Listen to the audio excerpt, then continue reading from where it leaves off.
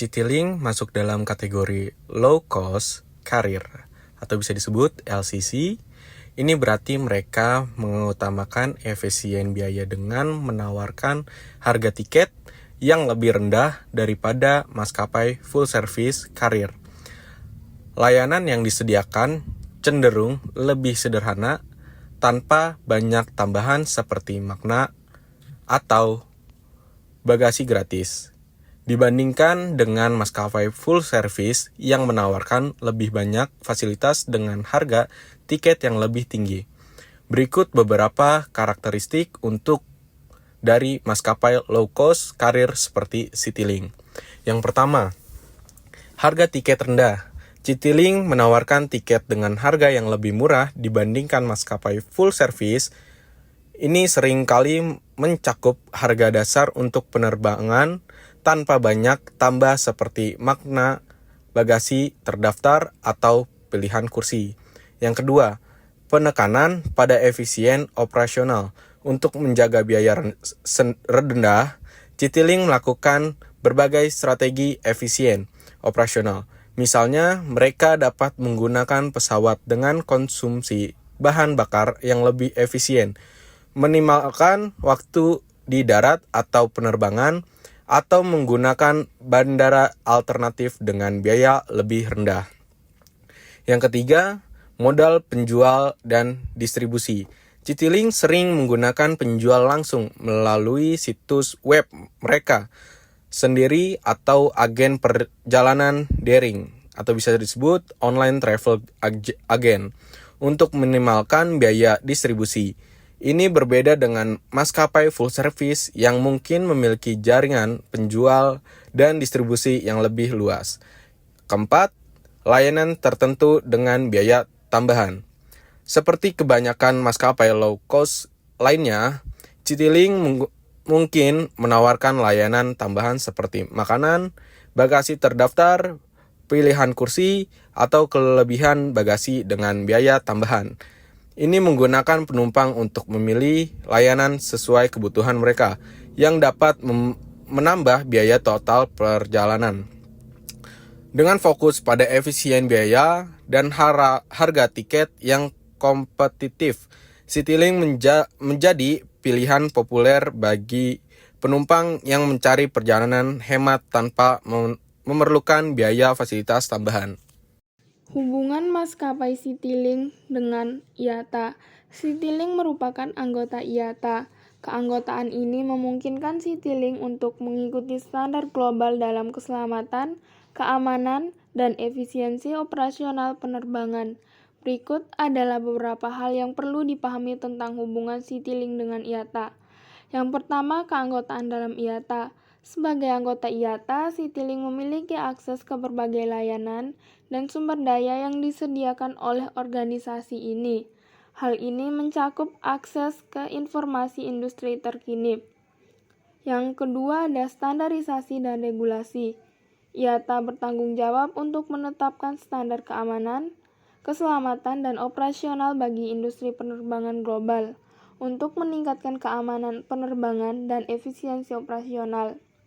Yang ketiga, berkolaborasi dengan maskapai lain. Keanggotaan dalam IATA memungkinkan Citylink untuk berkolaborasi dengan maskapai penerbangan lainnya dalam berbagai inisiatif, seperti program keselamatan penerbangan. Yang keempat ada advokasi industri. IATA juga berperan sebagai advokat bagi industri penerbangan di tingkat global untuk mengembangkan kebijakan yang mendukung pertumbuhan yang berkelanjutan serta efisien dalam industri penerbangan. Nah, yang terakhir ada pelatihan dan pengembangan. IATA menyediakan pelatihan dan pengembangan untuk personel di dalam industri penerbangan, termasuk bagi staf Citylink.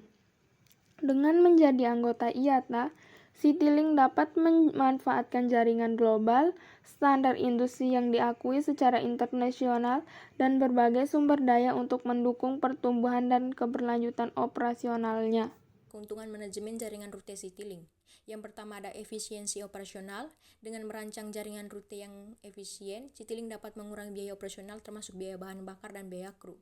Yang kedua, penjangkauan luas. Citylink dapat menjangkau lebih banyak destinasi yang diminati oleh penumpang baik dalam negeri maupun internasional. Yang ketiga ada optimasi kapasitas pesawat. Dengan manajemen rute yang baik, Citylink dapat mengatur penempatan pesawat secara optimal di rute-rute yang berbeda. Yang keempat, pengembangan hub. Citylink dapat membangun hub di beberapa bandara tertentu yang memungkinkan penumpang untuk mengalihkan penerbangan dan meningkatkan konektivitas dalam jaringan mereka. Yang kelima ada peningkatan pendapatan. Dengan menawarkan rute-rute yang diminati dan mengoptimalkan jadwal penerbangan, Citylink dapat meningkatkan jumlah penumpang dan pendapatan per kilometer penumpang atau RPK. Next, yang ke-D, kerugian manajemen jaringan rute Citylink. Yang pertama ada ketergantungan pada pasar tertentu. Jika Citylink terlalu fokus pada suatu pasar atau wilayah tertentu, maka dapat mempengaruhi kinerja finansial mereka. Yang kedua ada risiko terhadap persaingan dalam industri penerbangan yang kompetitif.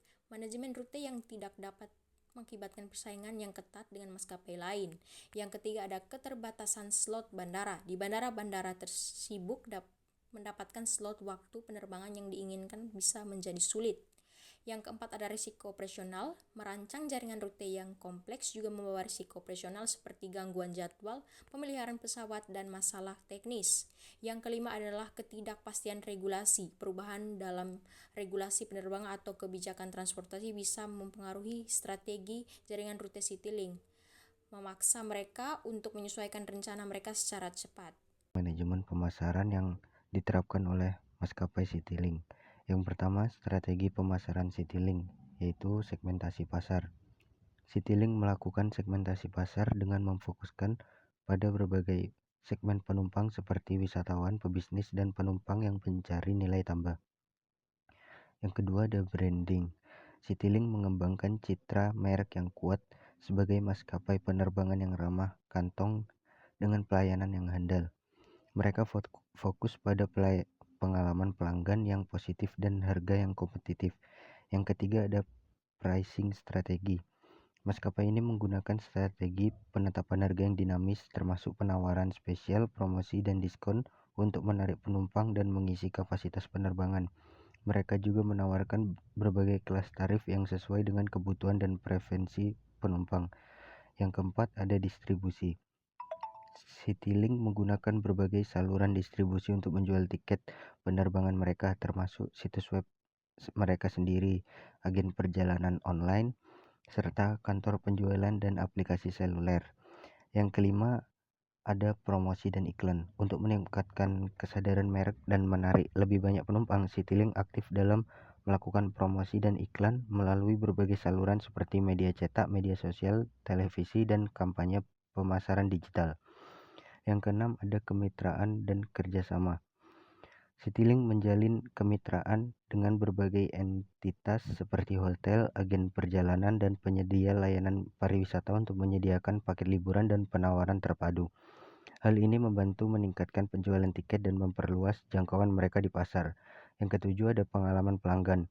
Fokus Citylink pada pengalaman pelanggan termasuk layanan pelanggan yang responsif, kemudahan proses pemesanan, kenyamanan selama penerbangan, dan inisiatif untuk meningkatkan kualitas layanan secara keseluruhan.